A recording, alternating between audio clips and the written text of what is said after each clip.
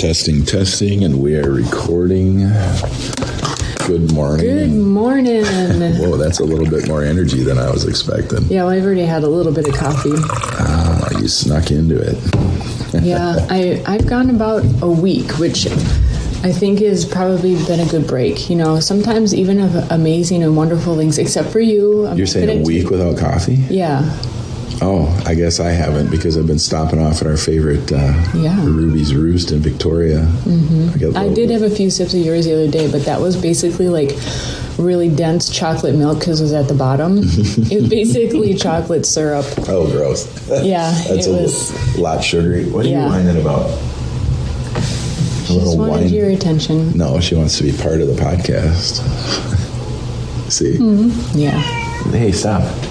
Come here. She's got a hang claw. She's clicking as she walks. I think they both do. It's catching in the carpet. Well, it's really low. Oh, shoot, the garbage is here. Oh, well, we're going to have a full dumpster this afternoon. They're emptying it right now. I got a lot to put in there right now. Good, you'll feel accomplished or something. Getting work done. Yeah. I am everything. You are. I'm every man. Every man. I'm the janitor and I'm the business owner. Technically, when you're a business owner, you're kind of the janitor because you got to make sure everything gets done. Yeah. And I do empty lots of garbages. When I buy a helicopter, I'm going to put janitor on the side of it. Mm-hmm. Or even just your next vehicle. Could be. Or you're saving it up for if I buy a $750,000 helicopter or a $1.3 million helicopter, I was going to say only $750,000 or a $2.5 million helicopter, then I'm going to put janitor on the side. Yeah. What would your vehicle be then? Would it be Earth Roamer? Oh, that's right. It's going to be Earth Roamer. And I'll have a trailer that I pull my helicopter on. And I'll drive as far as I can drive, and then I'll fly the rest of the way. So I'll drive up into the mountains, and then I'll fly because I'll get to a point where I can't drive anymore. You know what's so funny is this morning I was imagining that we would be talking and chatting and maybe recording, and I was thinking, okay, you have helped me with a lot of things lately, and it probably, to certain people, might have sounded like I'm complaining but I'm just sorting through some issues, and it's not like I was complaining about you to you. I complain about you to other people. Like any good wife. That's better because I don't want to know. That's actually not true, but that's marital art rule number 4. Yeah. If you have to complain about any stuff, if you have to complain about your spouse to anyone, then there's an issue. There's an issue. You have to be able to talk to them about it. That's not the official rule number 4. No, we'll get to that later. One out. We'll get to that later. So anyways, just in life, just kind of dealing with the shite that goes on in life.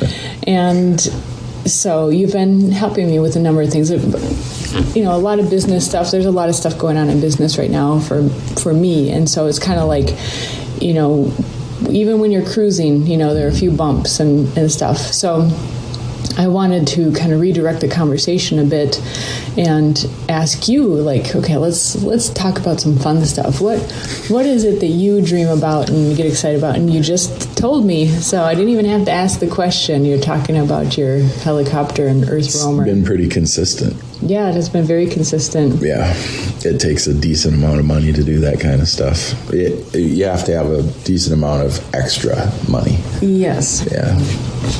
Mm-hmm. Yeah. Then I'll put my business name on the side, and it'll be a write-off, and I'll fly to business meetings. Yep. I'll drive to business meetings. I'll get the Earth Roamer stuck, and then I'll fly the rest of the way. No, I think we should talk about drunk drag and dropping. Like not a drunk breathing? Drag and drop, not like drunk drag and droppings, no. But oh gosh, drunk. I think those would be flaming. We're actually going to talk about dragons on the next RSJ. So. Oh, is it really? Yeah. Okay, good, because I need to post the new topic. Drunk dragon droppings. That's hilarious. So we were talking about... That would be nasty. We were talking about on the computer dragging and dropping. Yes. So copy and paste, basically. Yeah. It's just a idiot form, a function of copy and paste. It's drag and drop. And so you said, we were talking about one of your contractors, and I said, well, all they have to do is just drag and drop that and then go to sleep because it'll upload overnight. And you were like, yeah, it's easy. I've done that drunk. Yeah, because sometimes you're like, I just had a nice dinner out. I don't want to do work again. But it's like, if I just drag and drop this into the file right now, it'll be done by morning. And I was surprised. I never knew that you'd gotten drunk. Never. No, actually. You know what Are you an alcoholic, Tara? Are we back to podcast 10, Marital Arts? John, this is getting a little uncomfortable. So what's your name? Tara? You know my name. Hello, Tara. You know my name. Welcome, Tara, everybody says. I figured out what it is because I thought about, what is it, there have been times where I'll in the afternoon start whining out because it's been a long day. Whining down. Whining down. But usually it's because it's like kind of fun, and so it's not. So I thought to myself, okay, I've mentioned before, ideally I want to live in a place where I can go for a walk every day except for when it's raining because it needs to rain. It's necessary. Yeah, if it doesn't rain, we all die. Yeah, or you live in a desert and that doesn't sound great to me either. And you're probably going to die there. And I'm like the attorney on the drug commercials on TV. Like, this could cause constipation. It can cause constipation, diarrhea. Your eyes could pop out, or you could die. Yeah, and or death. I don't know how you get constipation, diarrhea, but... Alternating. So... if I had if it's nice weather and stuff, I would absolutely go for a walk or we would go for a bike ride or something. And so... But it's been 30 degrees again. I know. In April.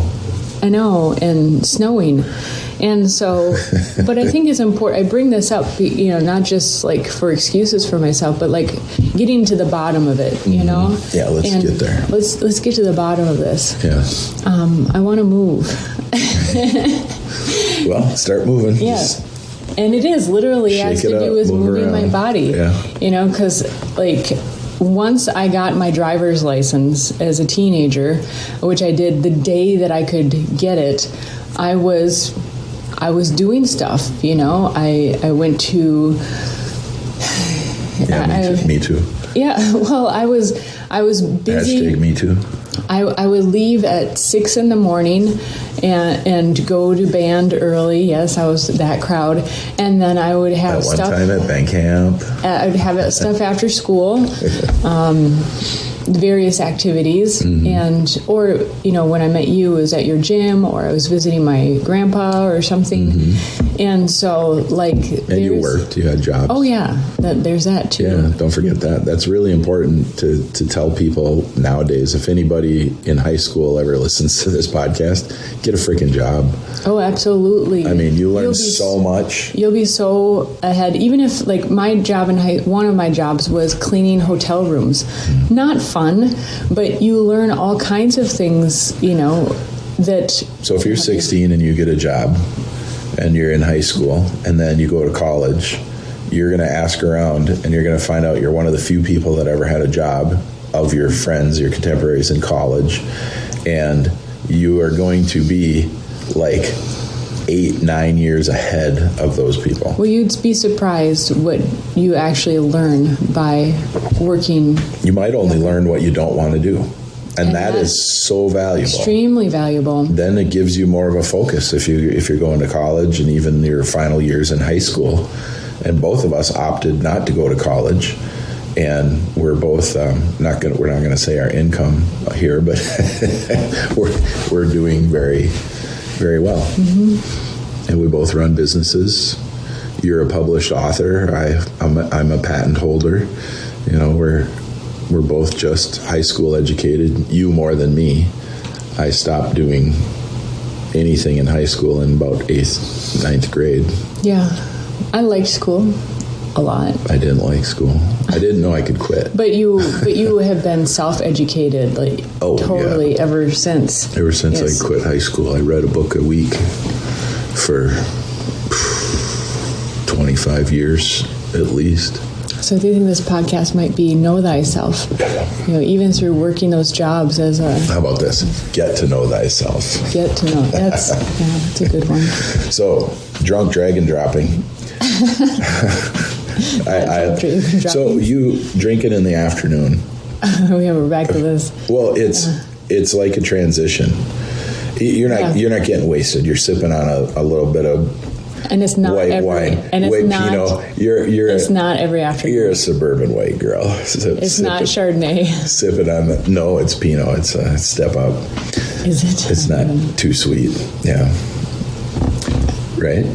No, it's not too sweet. It's right in the middle. Yeah. I think balanced. Yeah. Anyways, I think it's a transition. It's you're having maybe and you don't load your glass of wine. I mean, it's a small amount. It doesn't take much for you, but I'd love to, come home and sit down and have a beer every single day. It's just kind of that time of transition and taking it easy and just kind of letting your thoughts roll and not getting too particular, not trying to nail things down. And sometimes you're transitioning at 5 o'clock, having dinner, and then you have a class in the evening. Mm-hmm. So it's like, all right, I'm going to leave my main portion of my day back there, and I'm going to go into this class and just shift, have my moderator hat on and talk to the teacher and get them ready for the class and kind of have fun with them a little bit. And, because you're a handler, for these teachers. They look forward to seeing you, or, we have another moderator that's working with you. They look forward to seeing somebody there with them. A lot of them say, I can't get in front of the computer and just teach by myself. Mm-hmm. It's good to have a companion there that can at least bring a picture up about something, or even say something, or if there's a microphone or a technical issue, you can help with that. Then they're not trying to think of their class and struggling with the tech and doing all this stuff and trying to answer questions and so yeah, I see. I'm joking with you, obviously, just so everybody knows when I ask you if you're an alcoholic.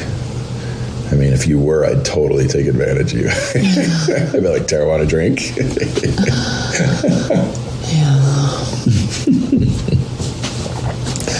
But that's okay. We're married.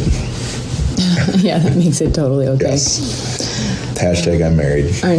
Yeah. Anyways, so dragon droppings. Drunk dragon droppings.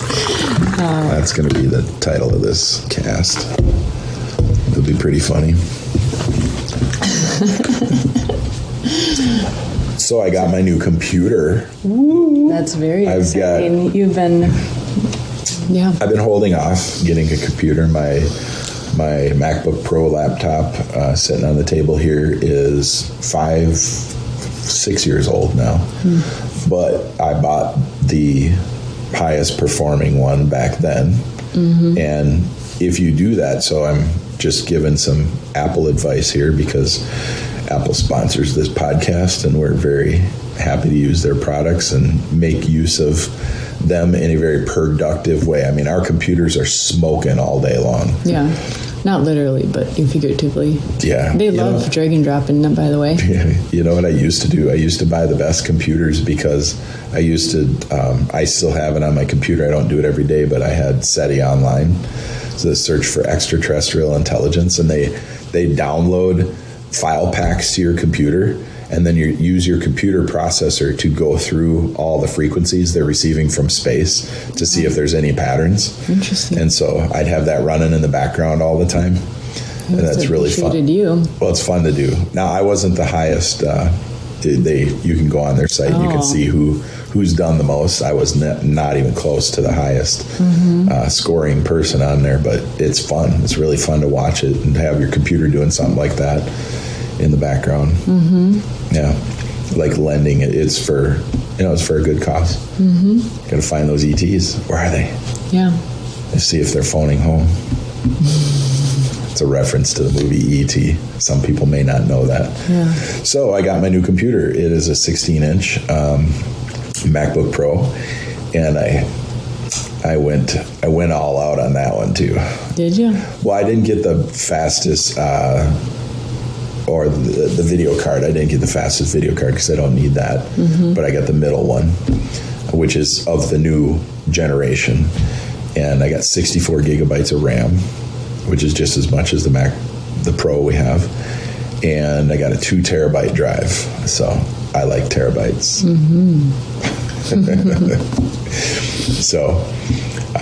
So yeah, that computer should last me another 5 or 6 years. Does the upgraded video processor also help with your like CAD programs and stuff? Not necessarily. It's mostly the best for gaming. You know, the graphics that are switching fast, and it's the graphics and the high. Yeah, it's got more memory on it. I'm not loading. You know, for CamCAD. The computer will process in the background. A lot of times you don't need to see the graphics anyway. You just let it process, and you're not watching every movement of the end mill. I mean, you get 3,000 lines of code. It's a lot to watch. Sometimes it'll be processing. Like we build our own computers for that at the shop.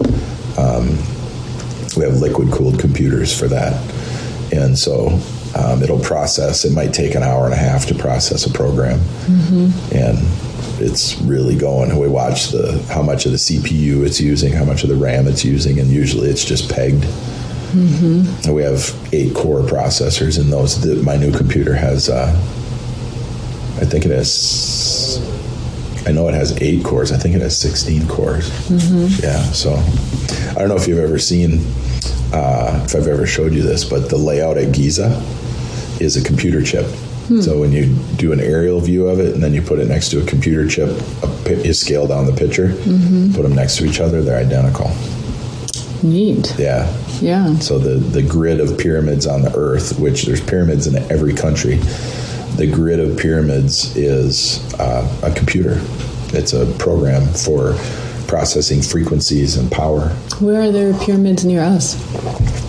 In the United States? Well, there's I think there's one in South Carolina. If there's one in Virginia. They're broken down and they're buried.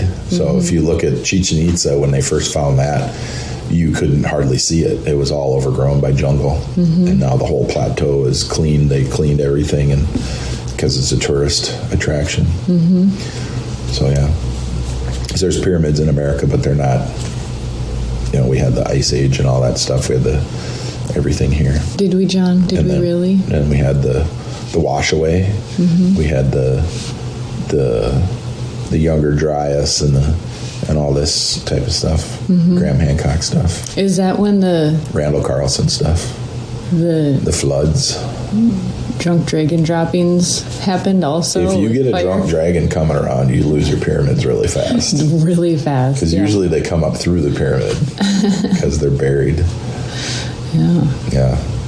We literally are talking about dragons in the next RSJ. So me and Matt were on the phone the other day, and he wanted to talk about it when we were talking about the fairies, but and that's the nature spirit fairies, not another form of fairies. Right. That you might be thinking. Right. Like Tinkerbell. But he wanted to talk about it on the fairy class, but I kind of had him off at the pass. I don't know if you saw that. He started going, and then I came in with the top, and I told him, I said, I didn't mean to interrupt you or shut you down, but I said it would have been too convoluted if we had gone in that direction. Plus, he said, too, he says, I need to prepare a few more things. So I knew he was going off a little half-cocked, so I'm like, settle down. Yeah. See, I'm a moderator even when I'm a teacher. Yeah. Well, that's helpful. Good co-teachers will help to keep things properly on track. Yeah, he keeps me on track. I can always tell when I'm talking about something that he doesn't think is like valid, or not that it's not true, but that he doesn't have a context to really believe it yet. I mean, he believes me and he trusts me, but he might not 100% be like, oh, and then he's like, yeah, and then he brings something else up. And I'm like, oh, shoot, I should have told him I was going to bring that up and had a conversation about it. Mm-hmm. So I moderate myself and regulate, and I pay attention. Mm-hmm. So in the early RSJs, I mostly let him talk and teach, and then we did that interview. Yeah, that's an RSJ, right? The interview of my remote viewing that Matt did when he interviewed me. Yeah, there's lots of stuff in there. We should promote that a little bit, because that could bring some context to the people that are new. Mm-hmm. Yeah, Real Spirit Journey is a class that you have started teaching about 3 years ago with Matt. It's a monthly class. You can join live online, and there's lots of recordings to enjoy as well. At the Matthew Wood Institute. Yep, Matthew Wood Institute of Herbalism.com. And it's part of the library, so you'll get access to a ton of other awesome stuff. Yeah, well, I suppose it's this podcast is sponsored by the Matthew Wood Institute of Herbalism.com. And the library is about the best place to go, other than the live classes. So you take a live class, and then eventually that shows up in the library. So you can be a member of the library for, I think there's 45 courses in there already. It's extensive. Yeah. And lots of fun stuff. So yeah, we're also sponsored by Colombian Coffee Connection Coffee, Colombian-cc.com. Irvin Liz, the founder/co-founder. I was actually a co-founder of Colombian Coffee Connection Coffee being imported into America, and I no longer have a financial interest in it, but Irvin has a nice little thriving business down in Colombia, and he has that business because we were selling in America. And here's the funny thing that a lot of people might not put two and two together, right? So you'd think that the Colombians know what is the best coffee, right? Because there's Colombian coffee. Mm-hmm. If there was American coffee, obviously Americans would know which is the best American coffee, right? But because indigenous people all over the world are kind of segregated from modern society, they want to be, basically, they want to be separate and keep their cultures and customs and live the way that they live, kind of like the Amish in America or the Hutterites or people like that. They want to just have their separate way of being, and I think that's pretty awesome. I wish I had my own. I could have the Johnites. Mm-hmm. Could have the Johnites. We could all live in Earth Roamers. So a nomadic tribe, obviously. Yes, with helicopters. Yes. Don't upset us. We'll fly over and drop eggs. Dragon droppings. Dragon droppings. So, the most people don't know that the indigenous people in Colombia had massive problems trying to sell their coffee until Irvin and I started this import. He exported, I imported the coffee, and we're selling in America. And then once the Colombians found out that the indigenous NASA people that live at the top of the Andes Mountains were selling their coffee in America, everyone in Colombia wanted it. Mm-hmm. That is so crazy, because they had it there all the time. But the co-ops down there were taking advantage of the indigenous people, not paying them, underweighing their product, saying it was bad and not giving it back to them. They're really being taken advantage of. Mm-hmm. And you have to really watch out for that. And when they say farm gate or fair trade or equal exchange, those are just basically larger organizations taking advantage of the small farmer, because the larger organization has leverage. And so Irvin started going direct, and now he sells all over the world, and he sells in Colombia primarily, and everybody wants the indigenous coffee.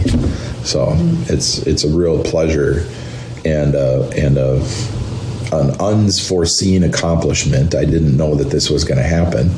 I was just excited that a young guy wanted to start a business, and I helped. And I'm always excited about that, because if we have more business owners, we have more people that have more to lose. And so they don't vote themselves more money from the government, because that means more taxes, and they see it immediately. And so anyway, I think we should have more business owners. It keeps you sharp. Well, you have to do everything, right? Yeah. Initially, you don't have the money to hire people, so you have to do everything. Yeah. And you learn. In Japan, you can't become a CEO unless you were first the janitor at the company. Well, and similarly, relatives that live in Japan, they don't have janitors that clean the schools. These parents come in. I think they rotate them. But so then if, of course, your child is misbehaving or colored on something or whatever, then you see firsthand and are the ones that have to clean it and talk to your child. You have to clean up little Xingtao's mess here. That's probably more Chinese. Yes. What's a Japanese name? Mayoto. Let's probably not go Fuji. there. Let's just say one that there's Masaru, because we know That's Masaru, that's a first name. Yeah. Okay. Imoto. Yes. I'm trying to remember a few from when I was there, but there are common ones. Yumi. Yeah. I'm friends with a Yumi from the MKG Academy in Japan, from Hiroshi, that's a first name. Hiroshi. He was my favorite sushi chef for a long time. Yeah. Still one of my favorite people. We're friends on Facebook. We chat. He's always showing his dog. Yeah, and he's like, a new dog. He's like, and this is my dog, and this is my dog, and here's my dog, and this is my dog. Look at my dog. Yeah. So obviously a big fan of his dog. Yeah. Yeah. Totally. Yeah, let's talk about animals. That'd be nice. Animals. Well, we have two cats, for those that don't know. Yeah, Starry settled down. Starry's sleeping on a mattress topper that we bought and tried and didn't like it, and we're getting rid of it. And Starry loves it. Yeah. Starry's like... Well, it's ginormous. Yeah, she's like the princess and the pea on that thing. Totally. Maggie's over on her kitty tree with a towel. It's got a sheet and a towel. Well, it's a sheep because it's like the oldest kitty tree ever. It was their first one. Yes, and I've been trying to get rid of it, but it's totally their favorite one. So. Every time you put it by the door, they go and sleep on it. Yeah. And they're like, oh, you moved it. Nice. Yep, and you get a new one that looks, a little bit more presentable, and nope, it's still not as good as the favorite old one, and so it has a sheet over it, so you don't see all of the wood. Up. Yeah, it's really torn up. I fixed it for years. I kept wrapping the rope and hot gluing it, and I could get some new rope and we could get some new carpeting and redo it. But yeah, it's mostly just the perch that they're into. Yeah. So. Yeah, they're both laying there. So I grew up with dogs. We got our first cat because my dad came home from work and heard a noise coming out of his engine, and he was like, what in the heck? And he opened the hood and there was a cat on the engine, singed fur and trying to find a spot to not be burnt. And excuse me. And so they brought the cat in. They attempted to bathe it, which must have been one of the funniest things that they talk about nowadays. I hear my parents in their later years are having lots of humorous conversations with each other. And they're like, yeah, we laugh all the time. They've got a lifetime of stories. Animals and kids and neighbors and friends and not friends and people and situations. And they tried to wash this cat. And then the cat stayed, evidently, because we had the cat. Its name was Honey. And she was a real sweetie. And she just liked to snuggle because she probably spent most of her life outdoors. And just adapted immediately. She was kind of hell on wheels when they were trying to bathe her, but clean her up. Any cat would be. I've seen cats in tubs. I watch videos. Cats walking in like kind of walk swimming and water that's up to their back, and Wow. a lot of cats like it. Evidently, I don't watch enough videos. Yeah, you got to watch. It's kind of, I don't know if you have to have a special search term that might seem kind of X-rated, but watching that kitty. Not that I was searching Cats for anything that like that. Water, maybe. Just say cat. Use the actual word. Kitty in a tub. I wasn't searching for anything. Watch that kitty. You know. So what else do you want to talk about? Animals? You want to get a giraffe? Well, definitely not a dragon, because I hear that A giraffe would be a good second story pet. Oh, you could feed them out the window. We'd have to live somewhere warmer. You think so? I think so.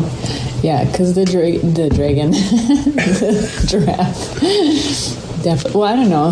They have camels that live here and ostriches and stuff. But so, what would you think? Like, you've seen history and things like that. What would you think if all of a sudden you looked up in the sky and you saw a dragon flying? I'd be like, I knew it. You know what? This last year or so has been so ridiculous and off the charts. It'd be like, thank goodness. At least now, it's solidified. Yes. I don't know, maybe a different kind of distraction. The movies about the hobbits were true. Something. Now there's hobbits, right? If there was a dragon, what else would you expect to see? People in armor. People trying to do battle with a dragon, or what are you saying? Yeah. I was thinking a little more mythical. What else would you think you would see? That's a good question.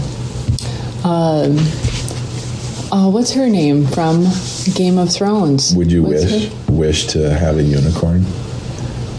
Like, would you be like, I want a unicorn with a rainbow horn?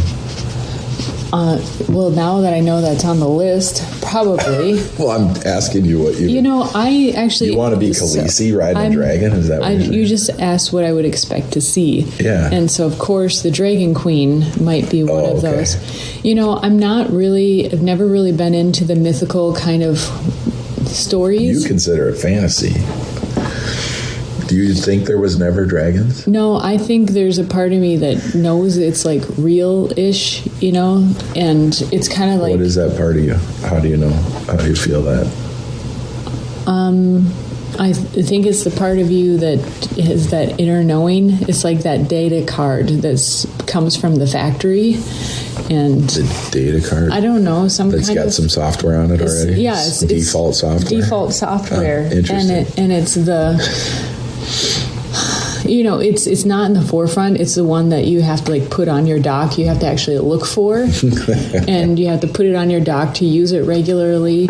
But it's and in the olden days, this is how you would operate the computer, and it shows like an old text file window or something to. Well, like me and Matt were talking, that China is dragon centric, right? Like there's dragons everywhere. Yeah. Even the buildings have that kind of flair, like dragon horns, mm-hmm. right? And other cultures, the Bhagavad Gita talks about the dragon in the sky. Bhagavad Gita. Yeah. So I'm not Indian. I don't have to pronounce it correctly. If I pronounce it correctly, people will say that I'm culturally appropriating. Your Americanness is showing, that's all. Yeah, I think it shows no matter what. Yeah. Because that's what I am. Yep. 100%. You're Johnny All-American. I am 100% American. Yeah. You trying to change me? I don't rule out any of it. It would be kind of like, at least that it's the dragon breath of fire? It's almost like our culture needs something else that is just so out there, and not from this. Okay, was a pandemic, a supposed pandemic? No. We got to go enough? back. What our culture needs is to jump back in time and not give participation trophies and not have first grade graduations, and not. Our culture needs to not validate every opinion as your opinion is valid. Well, I think in a way we're kind of saying the same thing, because like when you are, so a pandemic, and here I'm going into a deep conversation, and I am already feeling anxious about getting going this morning. Is that 8 a.m. is the actual time, or that's when we started? Okay, we're doing okay then. So what I'm saying is that, a pandemic is, a virus, whatever, you can't see it. The enemy is invisible. So let's take this into martial arts, your martial arts movies. Well, that's what Trump said, it was invisible enemy. Yeah, and I'm not trying to quote Trump. I'm just saying was foolish, but is that equate it to the martial arts movie. Okay, it's really awesome when the amazing martial artists can still fight the invisible enemy even when their cloak is off, or when they have their eyes closed. And so similarly, right? Yeah. And so we are thrown off. We are not a trained public. We are not, as in general, we think we're advanced with all this technology and stuff, but really our inner senses are dumbed down. And so, like common sense. Some people, as I would say, as a whole, as a group. Yeah, it's not everybody, but when you average everything out. So what I'm saying is, if a dragon came about, we would actually see, wow, okay, it is a fire-breathing dragon. Okay, it just burned up that village, because we have villages still these days. Well, we all live in wood huts. Yes, and so you'd actually have a sense for what is a threat. So many of us are so far from our fundamental Maslow's hierarchy of needs, that our physical well-being, pandemically, we think our physical well-being is threatened.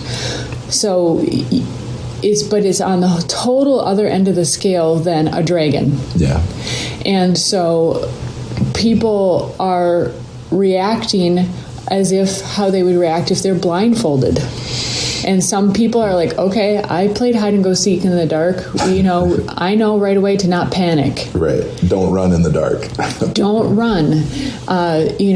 Be quiet, because you don't want the other one to find out where you are. Right. So some people, very few people, have strategy for operating in the shite realm, and but very few do. Most panic, and it's like I'm saying here, it's total ends of the spectrum. I think in a way the dragon situation would be more helpful and revealing, because people would actually be physically confronted with what the threat is, which is more familiar in our I think in our DNA history.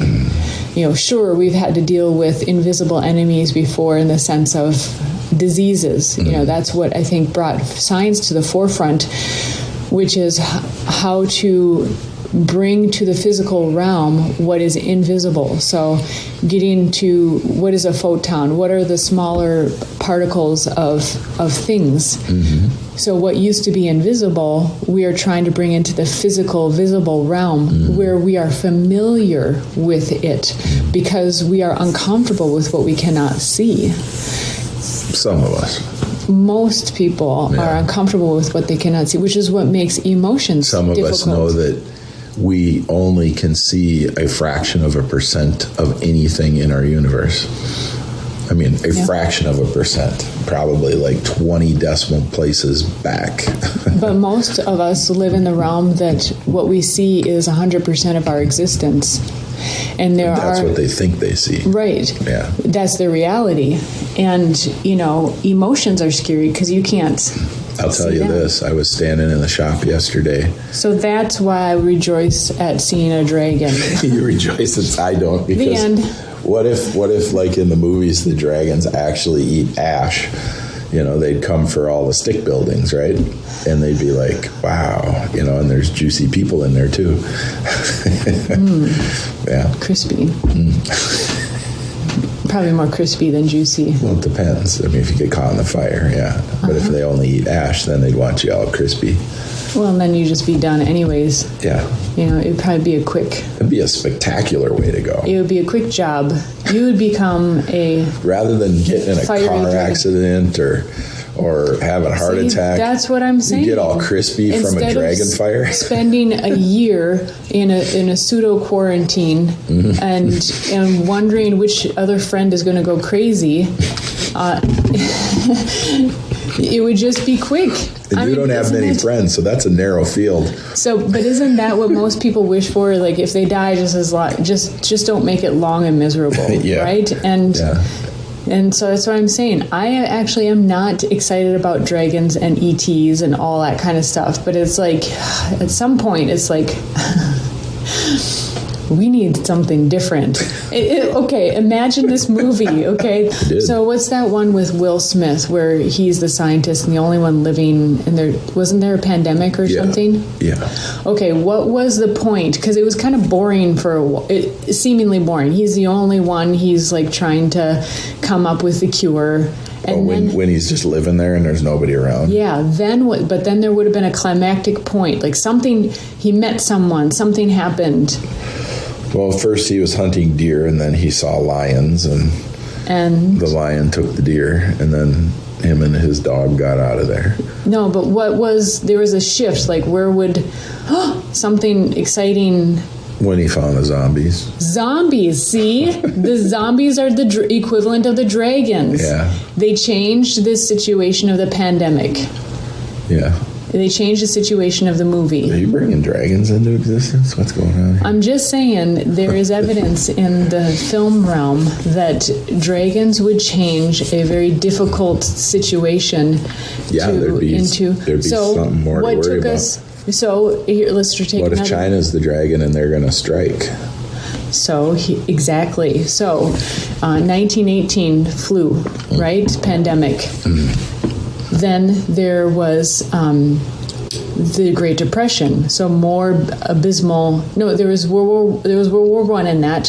So that broke up kind of that not monotony, but like the struggle of the flu pandemic. Then there was another issue, the Great Depression, and then there was World War II. And then there was General Smedley Butler that said war is a racket. And he's got a spectacular little book out. I think we just concluded we provide some good evidence that there is a dragon to come. I wanted to tell you that yesterday, so I'm standing in the shop working, and somebody walked up behind me, and I didn't know the person, but they were familiar. And I turned around and there was nobody there. And I was looking down as I was working, and I saw the not a shadow, but I saw, like, you know how when somebody walks by, like if like kind of what my hand is doing, like right there with the shadow, very light, like blocking some light, right? Okay. Some light was coming in through the window, and how you would see something move because the light would change. If somebody's standing in front of a window, they don't block the entire window. They don't turn off all. They don't block all the light, but you can see a shift. Yeah. And that happened, and I was like, and I just turned around and I was like, okay, and I just acknowledged a presence and said, if you're here for nefarious means, you have to leave. Mm-hmm. And then I just kept on working, and I didn't go deep into it or try to figure out who it was, but you know that happens not all the time, but it's regular that I sense something in the room and make sure that it's good. And that's what I mean when I say people don't see. You know, most people don't see hardly anything. They think they see everything, and they glom on to what they're being told by the news or pundits or internet people. You know, I did this research and I'm telling you this, and people will listen to that and be like, oh, now I got some information, but they don't know anything. They don't know anything that they're not being told. And so I'm going to extrapolate even more. I'm going to emphasize what you're saying too, is it's kind of like as human beings, we need to be shook back to reality. And so talking about they don't know other than what they're being told. Yeah. And it's our lives get so busy and filled with other stuff that it's like something happens, and let's go back to, the World War I and World War II scenarios that, it's common in our vernacular, the baby boom happened after World War II.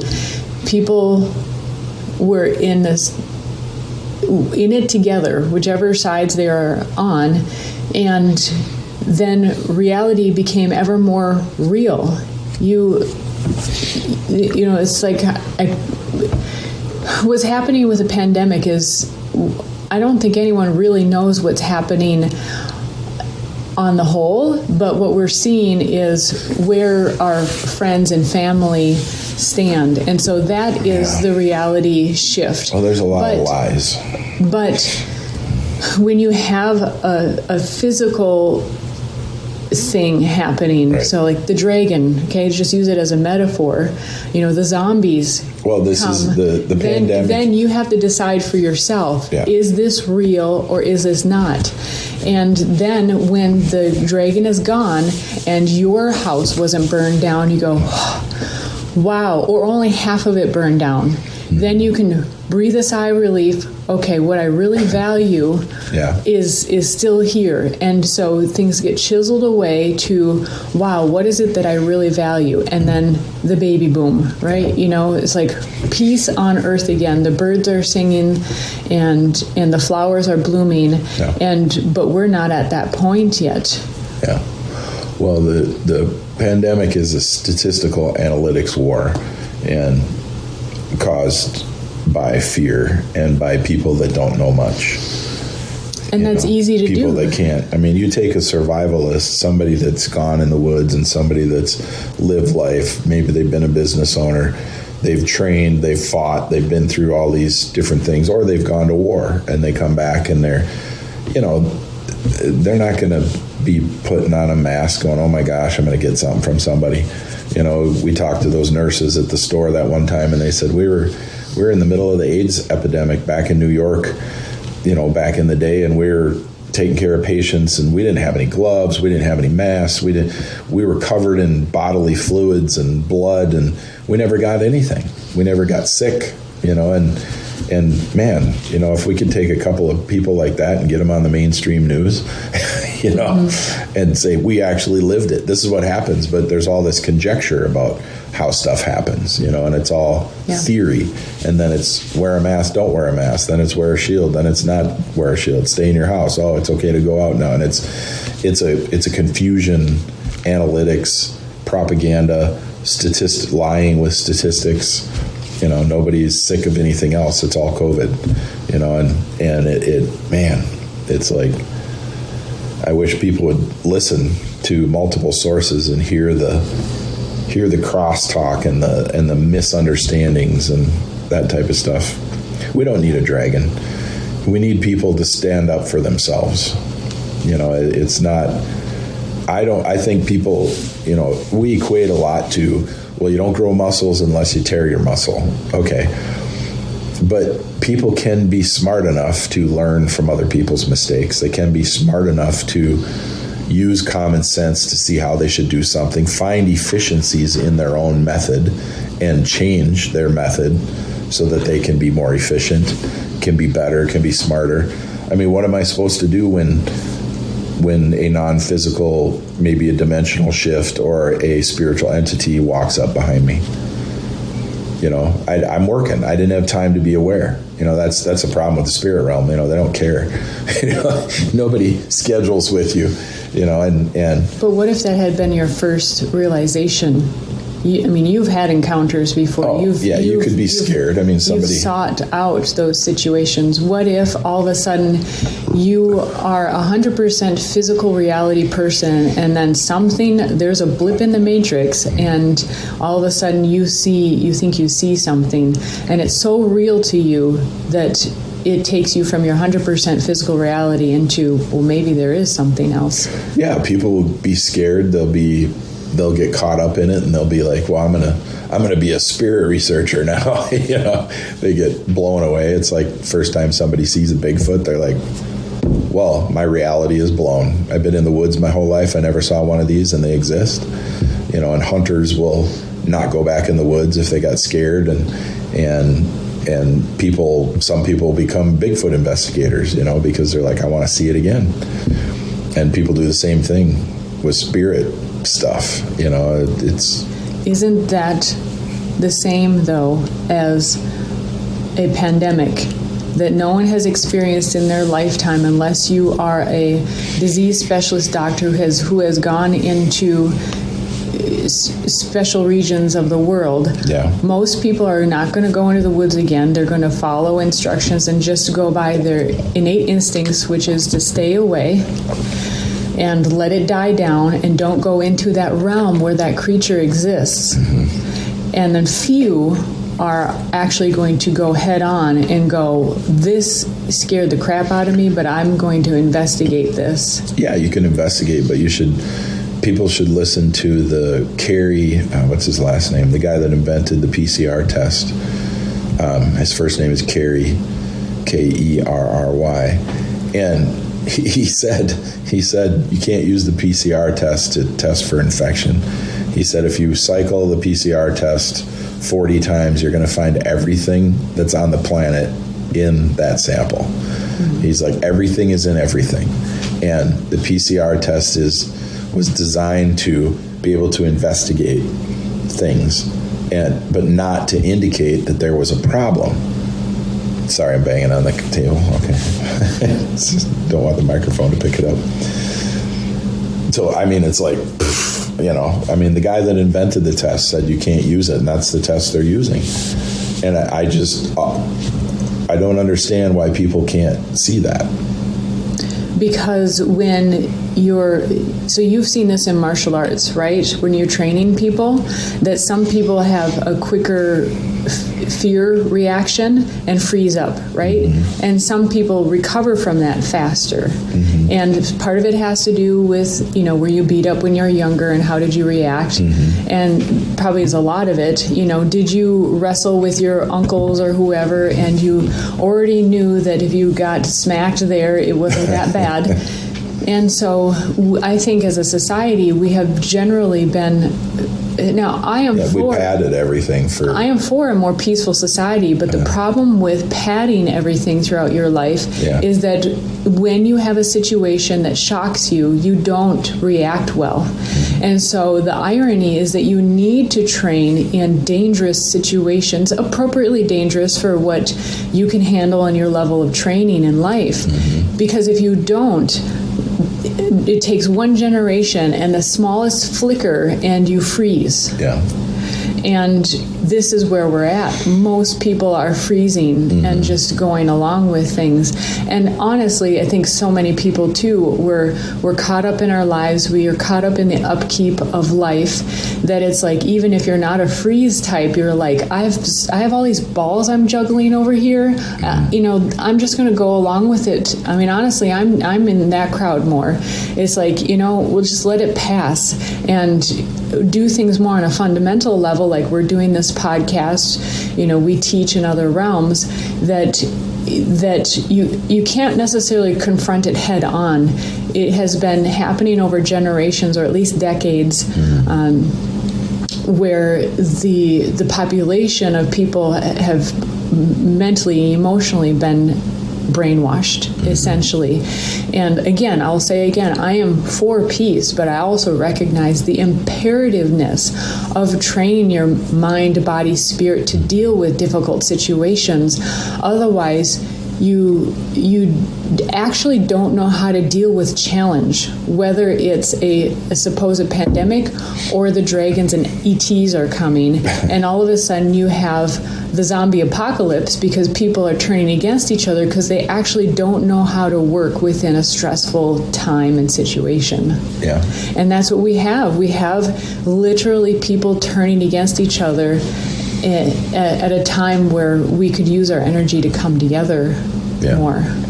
Well, you brought up martial arts, and I can equate it to training, the padding up of everything. So when you train without gear, which traditionally is the way that warriors trained, you would train to not hurt each other, but you would train real.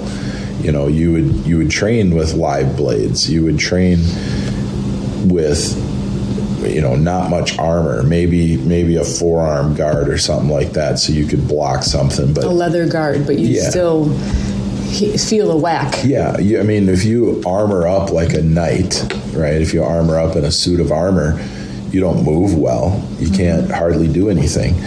And in martial arts, we went from 30 some years ago training. If a punch to the face is better than fingers to the face, which would cause an eye poke, or a finger up the nose, or a finger in the mouth, cutting the gums. So closed fist to the face was safer. And people think that might not think that, but we went from that to padding up, right? Putting on headgear, which makes your head about 2.5 inches wider on each side because you got padding, right? So you're a bigger target. And you think then it's okay to get punched, and it's not. And you also learn that your head is actually bigger than it is. So your evasion tactics will be skewed. Yeah, you're moving farther than you need to evade the hit. Mm-hmm. And then padding up the knuckles, padding up the elbows, padding up the shins, padding up, and pretty soon you're like a marshmallow man and you can't do much. And then we went back to drills and learning, doing drills for reaction instead of sparring, because what I was talking about was doing sparring. And what society did is they padded everything for kids. They told kids, hey, good job, when they were just doing something that was expected. I was talking with a friend from California the other day, and he's from the Midwest but lives in California. And I said to him, yeah, but you, because he was saying what's going on with some stuff. And I said, yeah, but you have a Midwestern work ethic. And he's like, and then he just went, I know, and nobody out here, everybody wants to go to the effing beach and nobody wants to do anything. And, they don't apply themselves, and they think if they show up one day, they need a pat on the back. And we were talking about, he's got daughters and how he's raising them, and everything out there, the entire culture goes against everything he's showing. His daughter's trying to teach him. Mm-hmm. And it's like, like I said earlier, the first grade, the kindergarten graduation, the first grade graduation, the second grade graduation, everything is a celebration of something you did that's just something you got to do to be able to live life. Mm-hmm. And it doesn't make any sense, to continue to pad things up. And then we have this society that's afraid of the unseen enemy, this virus, and it doesn't make any sense. Well, it comes up I really like the martial arts analogies, and honestly, I haven't gone into the martial arts movies. I prefer the actual learning of it myself. Well, we started Kung Fu Hustle the other day. But I totally see why,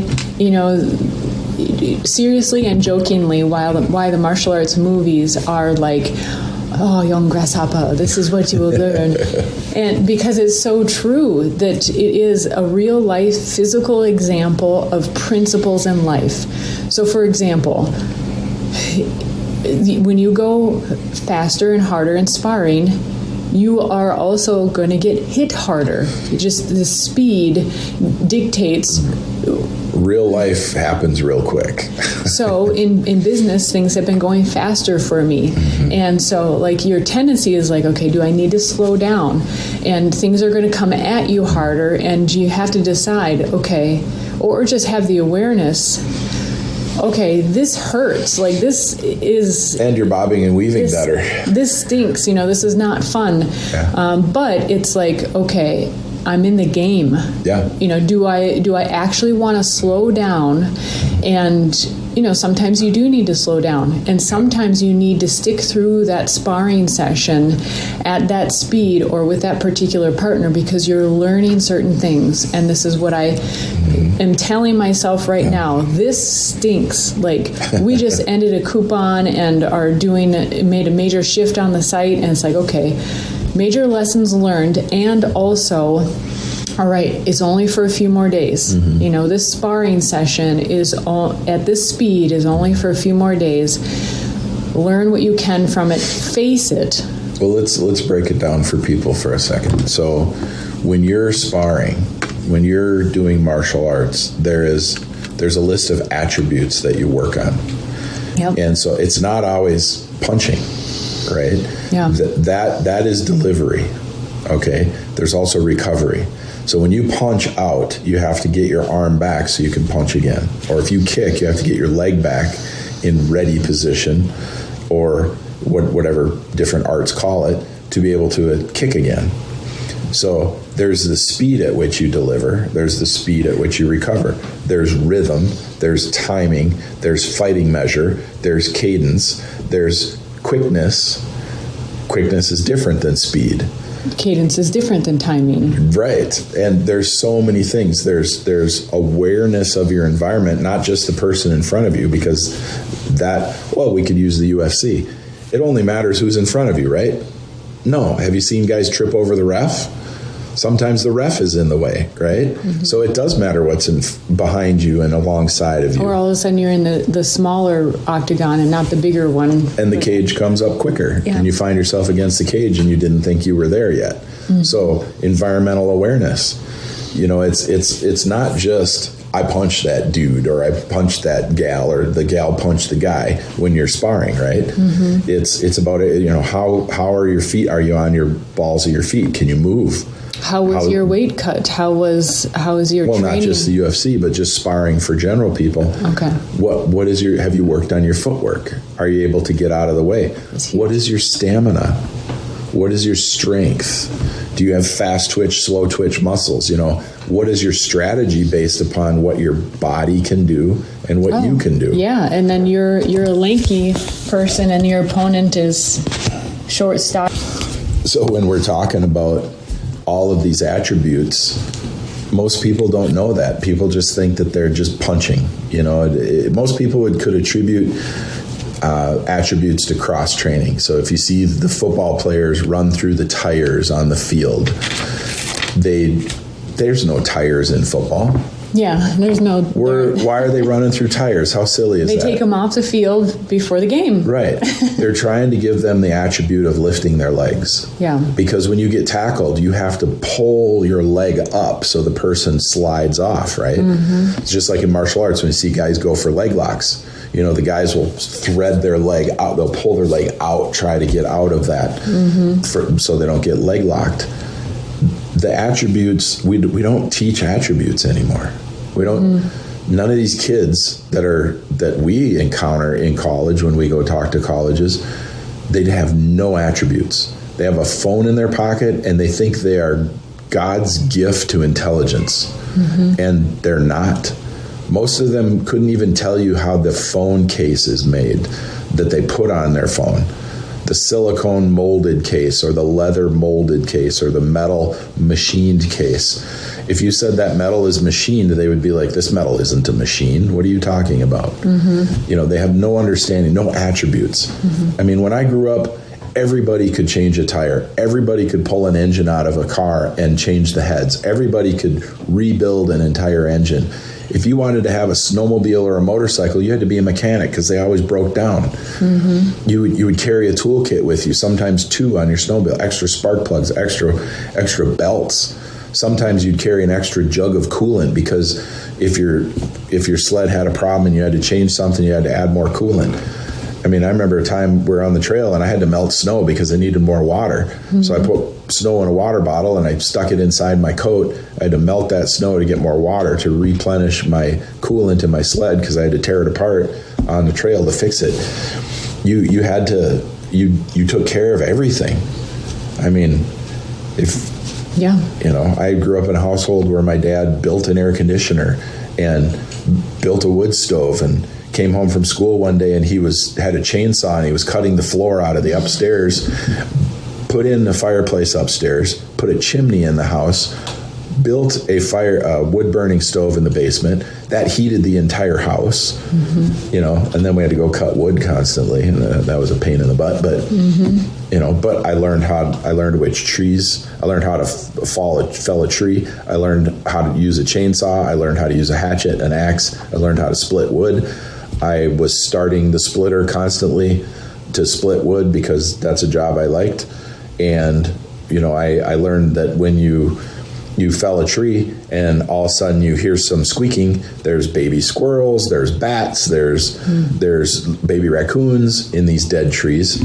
So then you'd go up to the tree and you'd hit it with a log a couple times and see if something came out, and then we wouldn't choose that tree, right? If a mama squirrel come running out, we wouldn't, or a squirrel came out of the tree, we wouldn't cut it down, or if a raccoon came out, we wouldn't cut it down, we'd go to the next tree. And so it's there's just so many things. I mean, I fixed my bike all the time.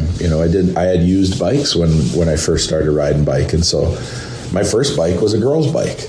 And it was awesome because it didn't have that bar that would crush your nuts if you fell. Seems I'm like, so strange. That's so backwards. It is. Why don't guys have the droop bar? Yeah. Well, your mountain bikes, of course, are like that. Yeah. Yeah. So attributes. There has to be attribute training, and that's all you should train. I mean, if you trained everybody in attributes, they'd have the skill to walk into a martial arts school and be like, oh, yeah. And they'd have the awareness of their body, the awareness of the distance to the other person, which is fighting measure, the rhythm of movement with another body, because you just train attributes. Yeah. But we've gone so far away to, training MMA, and then you watch the women and they look like the men. And it's like, oh, hold on. That female body has different attributes than that male body. Trying to get the women to knock each other out makes the women have to take steroids and look like men. And it's like, That's not it. You take Ronda Rousey. She was using her attributes. She wasn't a boxer. She wasn't a puncher. But she could use her entire body weight when she was throwing someone. Or she would use their momentum against them when she would get attacked, and she would flip and roll, and bam, she's in an arm bar. Bam, she's in a choke, right? Those are using your attributes. And the other girls are coming in trying to knock her out. Well, and then Holly Holmes come in one of their fights. She kicked her. Yep. And she used her lankiness, her long her legs, flexibility, and that was a character kick for her. I think there was one right up the middle, wasn't it? Or was it a round? It was a round kick to the head. Yeah. One of the two. Anyways, she used her attributes. Right. Right. And Holly looks a little more like a guy. She's got the shoulders in the back and the, and the quads and all that kind of stuff, and I would train a woman much different, and I have. I've trained lots of women, and I've trained them much differently than men. But there's a flash that people want to see in fighting sports and combat sports. So anyway, I think we'll roll off of this, and I got to get going on some stuff. Yeah. And that was good and interesting stuff, I think, to end on. And I just noticed that we had a fan on in the background, so sorry for being a fan. Nah, it's no big deal. I have a cat furring too here, so hopefully that balance it out. See y'all later. Have a great day.